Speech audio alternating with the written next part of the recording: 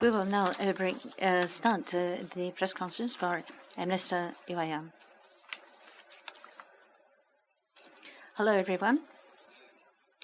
First of all, I have a report to be presented at the outset. From the 13th to the 16th, I have visited our important allies in the Indo-Pacific, Republic of Korea, Philippines, and Palau. As the security situation is becoming more challenging surrounding Japan, we were able to confirm our partnership with these countries. This is very significant as the first overseas trip on a strategic basis for this year.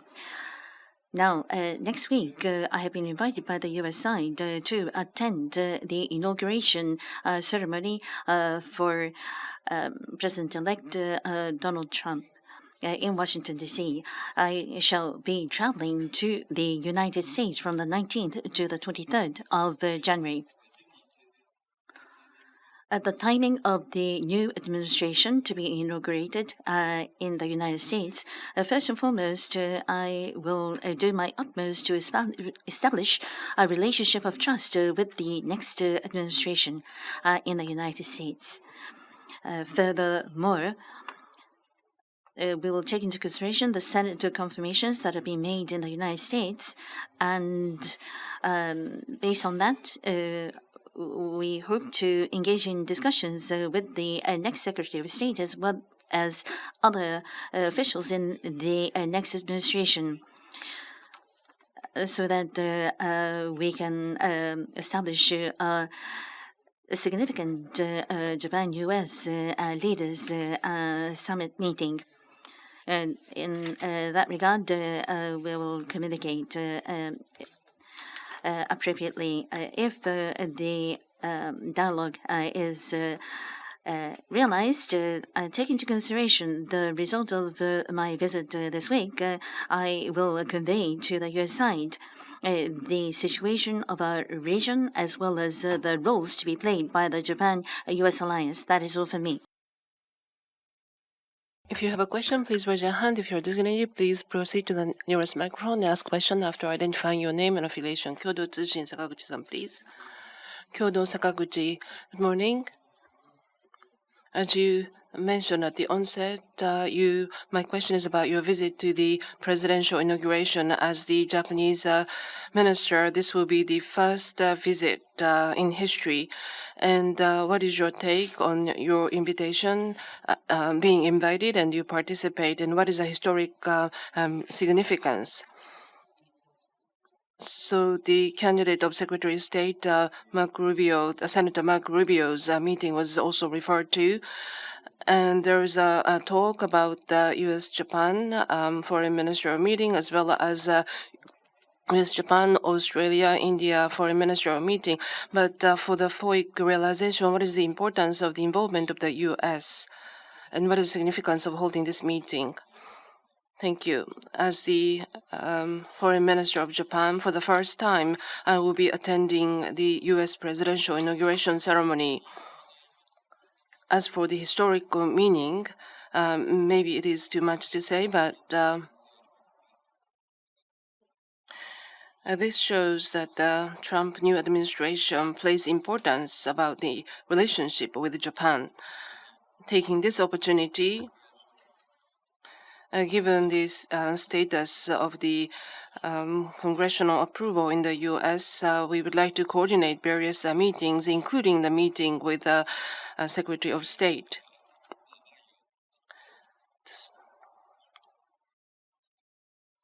If we are able to realize bi- or multilateral foreign ministerial meetings, then in terms of diplomacy and security, this will be a starting point for the new U.S. administration.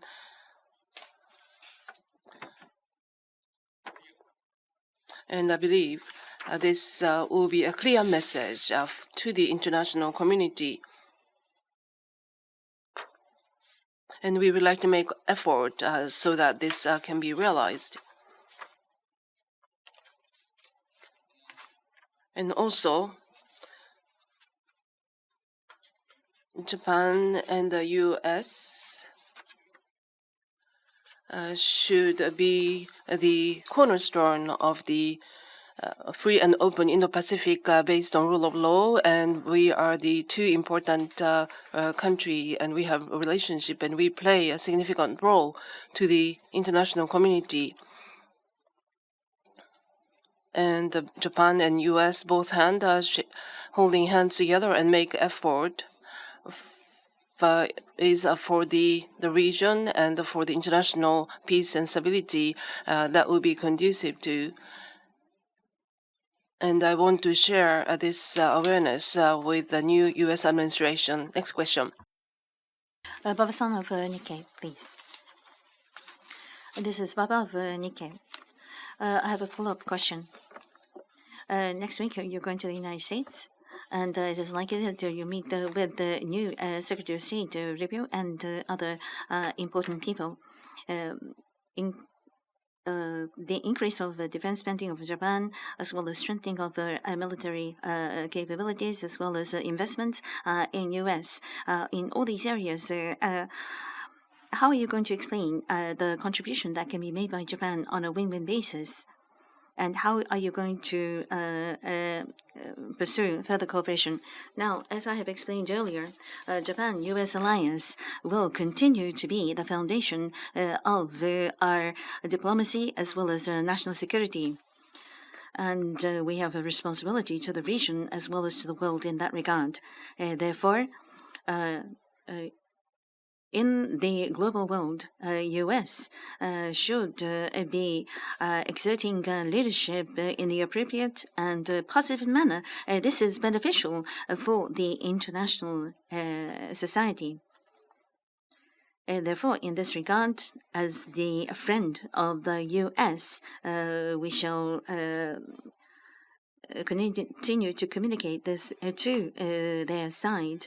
And in terms of strengthening our self-defense capabilities as well as investment in the United States, the initiatives as well as the efforts made by the Japanese side will be explained to the U.S. in the appropriate manner.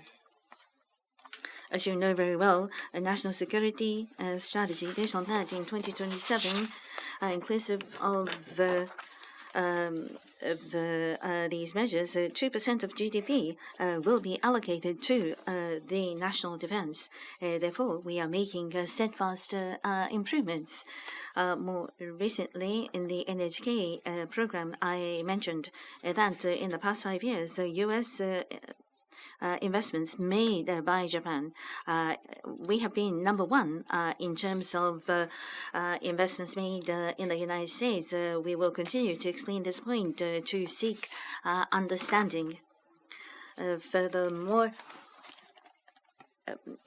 between Prime Minister Ishiba and President Trump, with the new administration, we would like to set up a high-level meeting as soon as possible to engage in frank discussions so that we can establish a strong relationship and cooperation between us to further enhance the level of Japan-U.S. alliance. Thank you. Yomiuri Shimbun, Uemura-san, please. Yomiuri Shimbun, Uemura, thank you very much. My question is about your visit to Palau. In the presidential inauguration, Taiwan's foreign minister also attended. And in Palau, did you have the high-level contact with the Taiwan minister? If there was, could you explain what kind of dialogue took place? In Palau, as you pointed out, there was a second inauguration ceremony of President Whips, and I attended that ceremony. At that occasion, the foreign minister, Lin Ka-ryu of Taiwan, was seated next to me. Therefore, the courtesy greeting took place. There were a few thousands of people there on the site, and in the venue of the event where multiple participants gather, it is only natural to greet other people who are present there. And then the foreign minister from Taiwan was seated next to me. That is why I had an exchange of greeting. Any other question? Hokkaido Shimbun, Fujimoto-san, please. This is Hokkaido Shimbun Fujimoto. I would like to ask a question regarding the diplomacy going forward. You have been visiting Korea and Philippines until yesterday. You've been very proactive. On the 20th, you will be attending the inauguration of President Trump. Now, as there is a change in government in the U.S., we believe that the Ishiba administration's diplomacy will also be tested. On the part of the foreign minister, what is your goal in pursuing diplomacy going forward? Russia's aggression in Ukraine is continuing, and Middle East situation is also continuing. Although we appreciate the ceasefire in Gaza, as well as the national security situation in East Asia, continues to be very challenging today. Now, there is a historical power balance change that is taking place, and the global south presence is coming to the fore. In other words, the international society is increasingly becoming diversified. Against this backdrop, next week, the new Trump administration will be established in the United States next week. Therefore, this year, we are poised to see many changes in the international landscape. Now, we must overcome the divisions in the international society so that we can move toward cooperation. And based on the rule of law, we need to establish a free and open international order. This must be maintained. This is being tested at this important timeline. Against this backdrop, in the post-war period, Japan has continued to pursue diplomacy as a pacifist nation. This is of utmost significance. For each of the problems besetting the international community that is complex, we must primarily think of ways to find solutions. Inclusive of next week's visit to the United States, I shall take every opportunity to make sure that the Japanese diplomacy will lead the world, emphasizing proactively dialogue and cooperation in our diplomacy. Next question, Asahi, please. Asahi newspaper, Sakami.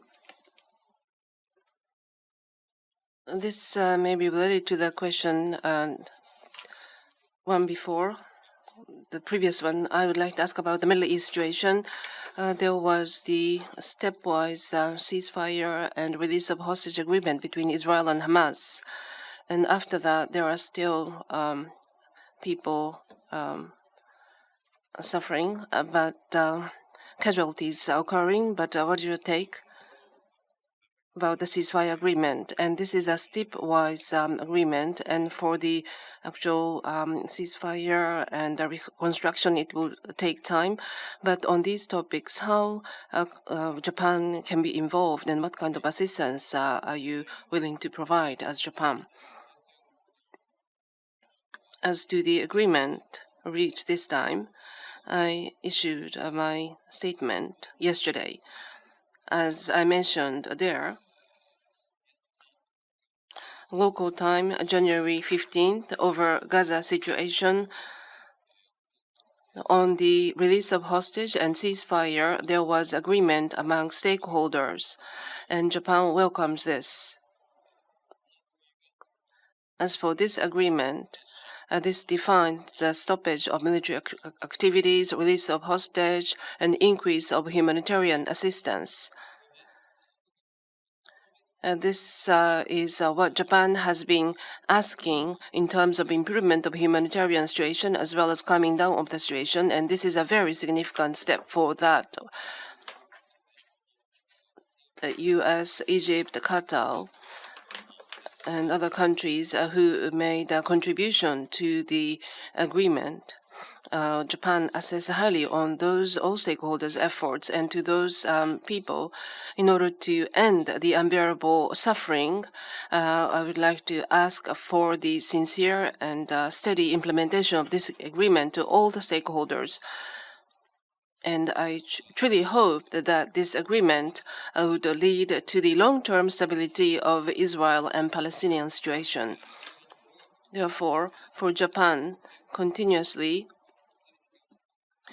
would like to continue to closely communicate with related countries and international organizations, and would like to actively involved in international efforts over the improvement of humanitarian situation in Gaza, as well as reconstruction and governance. And Japan would also like to make a continuous effort for two-state solution and long-term regional peace and stability. So we would like to continue diplomatic efforts. Next question, please. IWJ, please. Thank you very much. Internet for the media. Now, I have a question regarding Mr. Trump. President-elect Trump has made comments such as Canada is the 51st state of the United States, and Greenland is necessary for the security of the U.S. And he is not ruling out a use of military force or coercion to achieve this goal. He is alluding to use of power, use of force to change the status quo. But the U.S. and other Western states have been criticizing U.S. for violating international law. Against this backdrop, should we not criticize President Trump's comments in a steadfast manner? What are your thoughts? Now, regarding the President-elect Trump's various comments, is something I am aware of through the reporting in the mass media. However, I will refrain from making comments one by one. But against this backdrop, I would generally say that we must respect the sovereignty as well as territorial integrity according to the principles of the UN Charter. And based on the rule of law, open international order and maintenance and strengthening is of utmost importance.